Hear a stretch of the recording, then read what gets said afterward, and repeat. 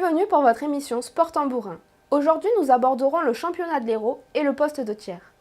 Le poste de tiers est un poste clé dans une équipe de sport tambourin. Je vous propose de retrouver un reportage qui éclaire les spécificités et le rôle de ce joueur situé à la charnière de son équipe.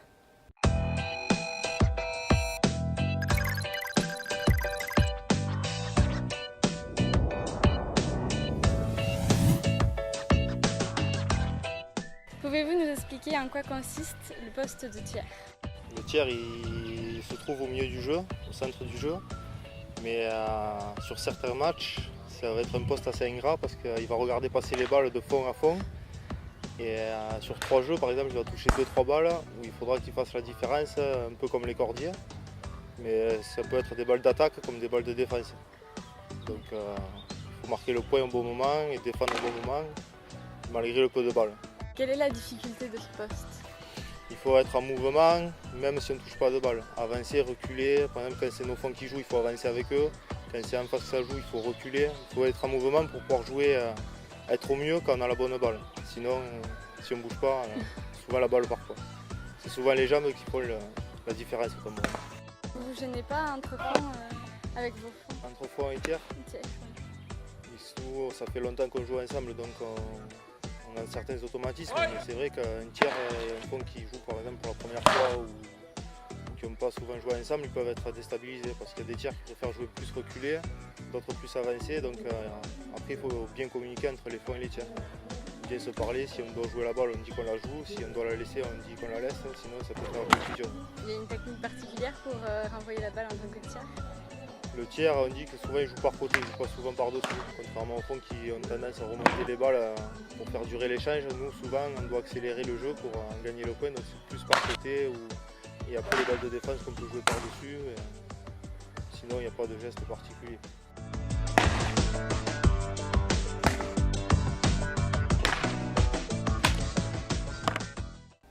Il ne reste plus que 2 journées avant la fin des championnats de l'Hérault 2017 en commençant par les dames.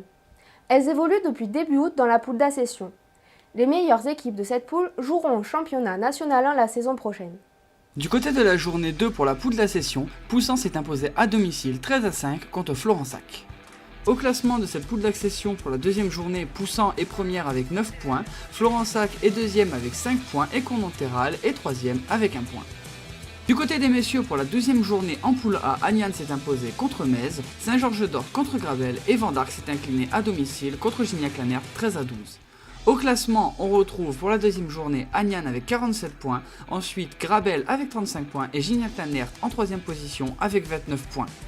Du côté de la poule B, Pignan s'est imposé contre Cos-de-la-Selle 13-11, Saint-Jean-Trucul s'est incliné 8-13 contre les Pennes-Mirabeau et Viol-le-Fort s'impose à domicile 13-12 contre Gignac. Au classement, on retrouve Notre-Dame-de-Londres avec 40 points, suivi de très près par Pignan avec 39 points. Ensuite, Cos-de-la-Selle avec 32 points conclut le podium. Chez les messieurs, les équipes terminant à la première place de chaque poule se retrouveront en finale de championnat le dimanche 3 septembre sur le terrain de Pignan.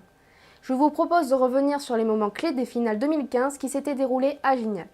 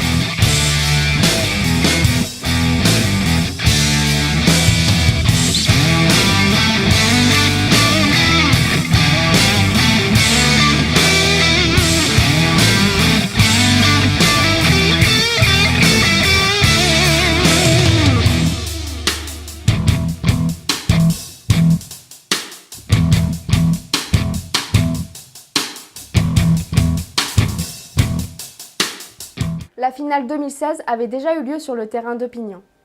Les 3 finales se sont enchaînées sur le terrain du Parc du Château. La finale Hérault 3 a été remportée par Montarnod sur Florensac. Montarnod réalise ainsi le doublé Coupe et Championnat cette saison. Pignan s'est facilement imposé contre Usclas d'Hérault en finale Hérault 2. Cette émission est maintenant terminée, vous pouvez la retrouver sur tvsud.fr.